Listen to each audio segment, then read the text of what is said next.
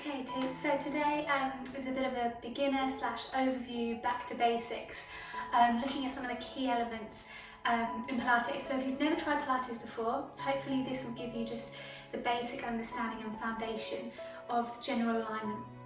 And if you've been doing Pilates for years and years and years and you're an expert, actually it's a brilliant thing to come back to. And every now and then in my classes, I'll almost do a kind of reset button, just push pause and where you've got to in your classes and just come back to the basics, which is so good because often we sometimes forget them. So the key is really with Pilates is kind of body awareness. As we think about the kind of key alignments today, the key elements, really it's just helping our body get into that point of alignment so everything is as it should be and working as it should be. Often people's injuries or problems that they have, whether it's lower back issues or so on, mainly stem from things being out of alignment. It's not always just a kind of incident or trauma that irritates something. Sometimes it is or causes injury. Often it's just repetition of kind of misalignment of things and living life, going through the motions of being slightly out of alignment. So to start with, often starting with the feet in parallel, which basically means hip width apart, if you bring your feet together and then almost making a little pizza slice or a ballet position with the toes and then the heels. So the feet are sitting just underneath the hips. And we're going to start off with the head. So there's 5 sort of key elements of alignment, key elements that you need to think about. You can always come back and re-watch this video, it's only been quite a short reminder. First one is your head. Okay, so often in our 21st century posture, a lot of people like this, looking at screens or looking down at devices. So with your head, I want you to imagine you've got a string coming out the top, so you're lengthening through the back of the neck, and then you're going to imagine you're going to hold a peach underneath it. So instead of this, which you see a lot of people doing, lengthen and a gentle chin tuck. Okay, sending the crown of the head away from you, so you've got that lovely neutral position of the neck. Okay, next we're thinking about shoulders. So we're not going head, shoulders, knees, toes, but we are doing head and then shoulders.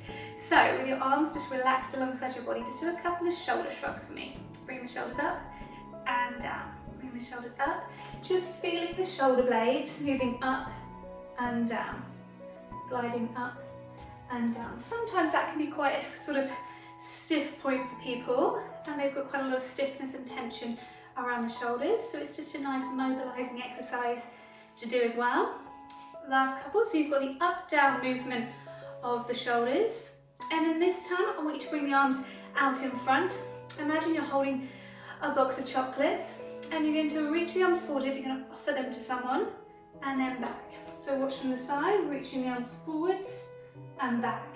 So you've got that forwards, backwards movement of the shoulder blades. Okay, so keeping going, and again, often in our 21st century culture, we've got a posture like this. Okay, so we want to roll the shoulders back and down. So we're just mobilizing that forwards, backwards movement. And then I want you to sink the shoulders back, keeping them down away from the ears. Okay, so we've got that nice shoulder position. We're going to move down to the rib cage. Again, an area which often people get a lot of tension through the upper back, and sometimes we can be flaring, what's called flaring with the rib cage, rounding or basically arching with the upper back. So with the arms out in front, I want you to take a nice breath in, and then just float the arms up. Inhale back. So you can just focus on the quality of the movement, or you can add in that breath, and we'll cover the breathing in a moment. Floating the arms up and just making sure as you take the arms up, you don't lose that connection with the rib cage. The rib cage stays in that alignment. And so the rib cage, often we'll repeat a couple of these on the floor. And with the rib cage particularly, it's much easier to feel if the rib cage is staying in that alignment. If you can't get your arms too high, that's okay. It's better to work here at your range of movement, keeping the rib cage still rather than really reaching, trying to get back. Couple more. And then just gently resting down. So we've sort of covered head, shoulders, rib cage. Next we're going to think about our pelvis, a really key area, particularly that affects our lower back So just bring one hand to the front of the pelvis, one hand onto the lower back. So I'm about 8 months pregnant, so hence the big bellies, but you can still get the impression. One hand in front and lower back. So imagine the pelvis is almost like a bucket of water, and you're gently going to rock the pelvis forwards and back. So if it's a bucket of water, you're going to try and spill a bit of water out the front and a bit of water out the back. Rocking forwards and back. Yeah, it's a nice one just to loosen off the lower back, getting that mobility through the spine. And if you have got back issues, you'll often find the tucking of the tailbone under that position slightly more painful than that, because you're going into that extension of the spine rather than flexion. You're extending. And so again, it's a nice one just to mobilize and stretch it out. It's not doing harm necessarily. So from here, I want you to find that position in between the two. Pelvis is facing up. That bucket of water is upright, not spilling out any water out the front or out the back. Nice and upright. Okay? So as part of the pelvis, it's called centering.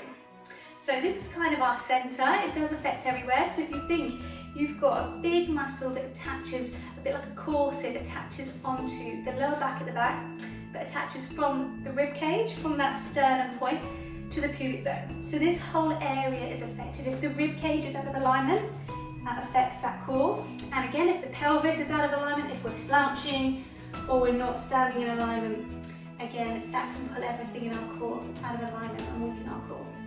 So thinking about activating that deeper muscle now, I want you to find those bony bits of the hips. You might have to dig around, but they are there somewhere. And I want you to imagine, I want you to walk the fingers in an inch and down an inch, okay? Keep the shoulders relaxed. And again, this is a nice one to practice on the floor. You might not be able to feel it as of yet, but from the bony bits of the hips, those knobbly bits, walk the fingers in an inch, down an inch, okay? And all I want you to do, imagine you're wearing a belt, and it's got a few little notches. I want you to tighten that belt in about 2 or 3 notches. Do you feel a bit of tension under your fingers when you do that? You kind of everything drawing in. For women, sometimes you can get that activation through the pelvic floor muscles, zipping everything up. Men, for you, sometimes imagine you're walking into a really cold, ice cold lake, and the bits that you don't want to get cold, drawing them upwards. Okay, so the key here is to find that connection without being a butt clencher, okay, without squeezing your bottom. It's just that gentle drawing upwards, feeling a bit of tension under there. So we're going to practice a few of these on the floor in a moment. So just keeping your hands there, we've covered 4 out of the 5 key elements. Remember our head, our shoulders, rib cage, centering. The last one is breathing, and the one that most people get their knickers in a twist about. And I've had quite a few people who are like, okay, I don't get the breathing. Can you just explain the breathing to me again? I had one client come and do a one-to-one, and he was like, so I know sort of all the exercises and everything. I just want to know the breathing. I was like, okay. Do you know the muscles that you're supposed to be working in Pilates? No, not a clue. So actually all the things that we've just done, head, shoulders, rib cage, and particularly our core, learning to engage our center, is really important. The breathing is like the cherry on top. Once you get it, everything works so much better. It looks so much better. You're working the right areas. But to start with, just focus on understanding the exercises, getting them into your automatic rhythm, that automatic part of your brain, that autonomous part. Okay, because if you're trying to think about doing too much, you'll then be exercising really tense, really tight, really concentrating, whereas actually we want to be relaxed as we exercise, to flow nicely, not tense and tight, and not rigid. So again, finding that point in an inch, down an inch, and I'm just going to teach you why we do the breathing when we do. And if you can put the breath in to some of the exercises we do in a moment, great. If not, if it's blowing your brain, ignore the breath for now, but just make sure you breathe normally. Don't hold your breath, okay? Because you can't really engage those core muscles when you're holding your breath. So from here, I want you to take a nice breath in through your nose, and then a breath out through your mouth. Empty the lungs. again. Breath in through your nose. Breath out through your mouth, emptying the lungs. Hopefully you've noticed when you empty the lungs, you've got that tightening going on, that deeper level tightening. So we often breathe, we exhale when it's the hardest part of the exercise. Okay, so you've got that added support of the core, that added protection of the spine. Exhaling, that core is drawing in for you. Okay, so head, shoulders, rib cage, centered, and we're breathing properly. Okay, if you take all of those into any class you do, you'll hopefully stand a chance of getting things right. And so we're just going to put them into back line, so lying on our back, and also on our hands and knees, just to give you a few different variations, because in every single position, whether you're on your side, front, back, hands and knees, standing, those 5 key elements are really key. So I want you to just bring yourself down however you want, down onto your back. And usually we've just spent a few minutes going through all of those. Usually a good teacher will just be able to rattle them off in about 10 seconds. So, for example, in our setup, thinking about lengthening the crown of the head, tucking the chin under, imagine you're holding a peach, shoulders back and down, rib cage nice and soft, melting into the floor. And then thinking about our centre, do a couple of pelvic tilts. Okay, so imagine the pelvis is almost like a spirit level, rocking the pelvis forwards and back. A couple of times if you try to flatten the back into the floor and create a little arch. And then coming into that position in between those two. So we don't want to flatten the back, we don't want to let it arch either, just that nice comfortable in-between position.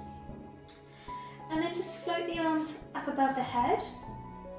So similar exercise like we did in standing, focusing on keeping the rib cage glued to the mat. Imagine you've got 2 little weights or a big weight resting on the rib cage, not letting it arch up, keeping that connection with the rib cage above the pelvis. And we're going to add in our breathing. So it's nice and simple for you at the moment. Take a breath in, exhale, sweeping the arms back. Inhale. Exhale, taking the arms back. Feeling those deeper core muscles switching on. Exhaling, keeping that control on the rib cage. Inhale. If you've got room, you can do a circle round with the arms. Exhale back. Inhale. Back round. Exhale back. Inhale round. A couple more.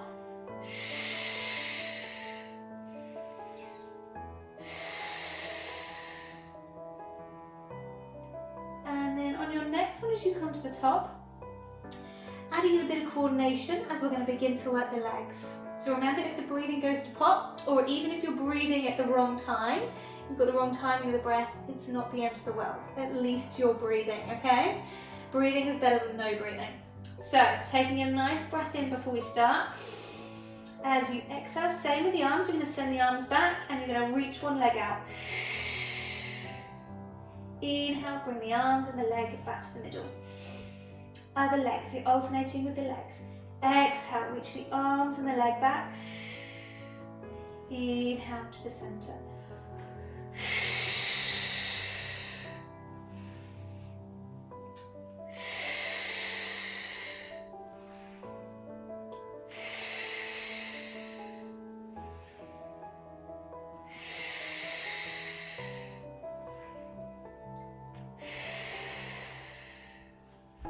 Let's go one more on each side. Okay, just being aware of the core, not neglecting the rib cage, keeping the pelvis nice and still. Good. Just gently lower the arms. Relaxing through the shoulders. So again, thinking about our center, switching on, making sure we're in that nice neutral spine. Shoulders are back and down. And when things start getting harder, often people have a tendency to tense up here and they don't even realize that they're doing it. So it's good to be aware of the whole body, not even just the part that's moving. Shoulders back and down. I want you to take a breath in again. Exhale, this time I'm going to float one leg up. So we've got 90 degrees at the knee and the hip. Inhale, lower. Same leg, exhale, lift. And this is called tabletop. 90, 90, inhale. Exhale. As we lift. And this just begins to target some of the lower abdominals.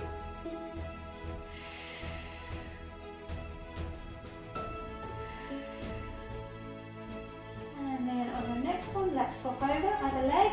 So you can just notice any differences between the legs. Exhale as you lift. 90, 90. Inhale.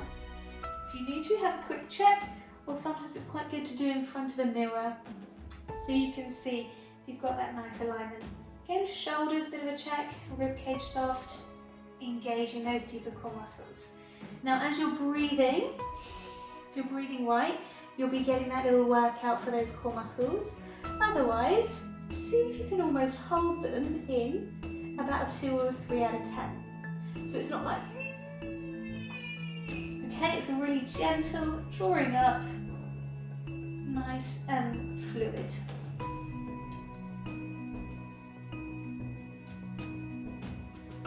Okay, gently resting down. Okay, so there is a progression up from that one, which we'll do in the next beginner's video.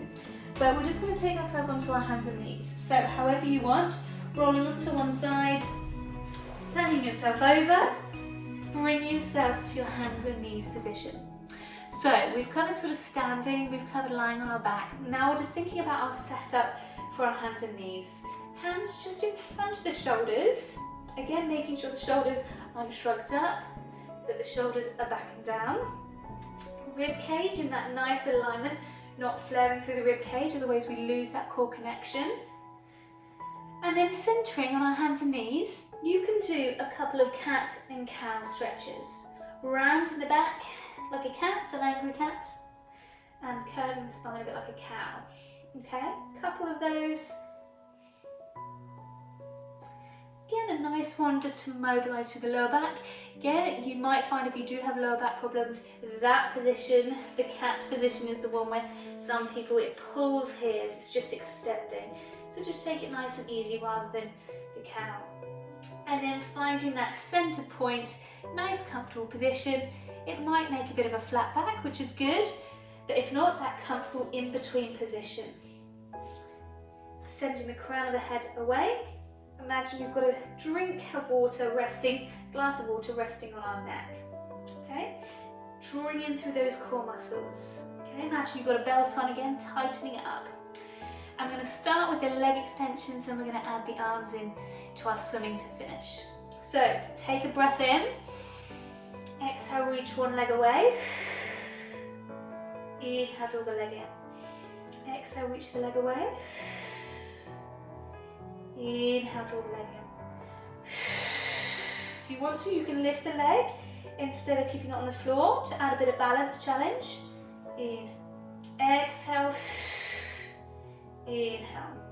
But as you lift the leg, make sure you're not going too high, because you can see what happens to the position on my lower back if I lift too high. Imagine you're reaching the leg out as far as you can behind you.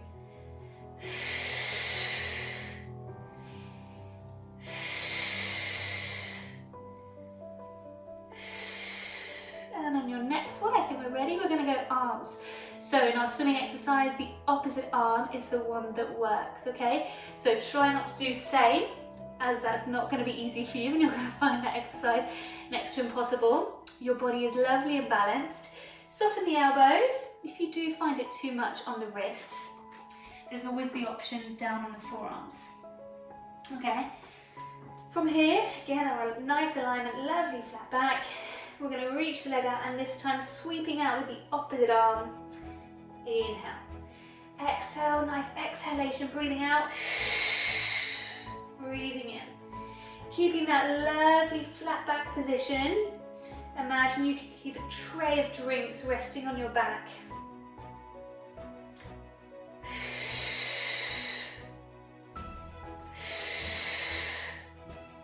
Last couple. And on your next one, I want you to hold, breathe in, Breathe out. One more time, breathe in and out. Other side. Exhaling. Inhale breath. Exhale. Inhale. Exhale. Resting back down, sit back on the heels. Just come round into kneeling or sitting. And well done. That's your basic overview of the kind of 5 key elements. You can do a bit of a test with yourself now. Head, shoulders, rib cage, centered, breathing. Okay, don't get too hung up on the breathing. I will probably be releasing a few more videos really focusing on the breath, because the breath is a really powerful tool when harnessed and used correctly. It can really add to exercises. But well done, that's a really good intro. See if you can keep practicing and bring that into your day-to-day life, which is really where you'll get the benefits of Pilates, not just doing it once a week. I have so many people who ask me, well, how many times should I do it once a week is good, or how many? And I'm like, well, Pilates a day keeps the doctor away, or physio. But any amount that you can naturally just engage into your day-to-day life, whether it's sitting at a desk, whether it's keeping those shoulders back and down, whether it's remembering to float the head tall as you're cleaning your teeth, whatever it is, integrating it into your day-to-day life, and you'll get the most amount of benefits from it. Well done.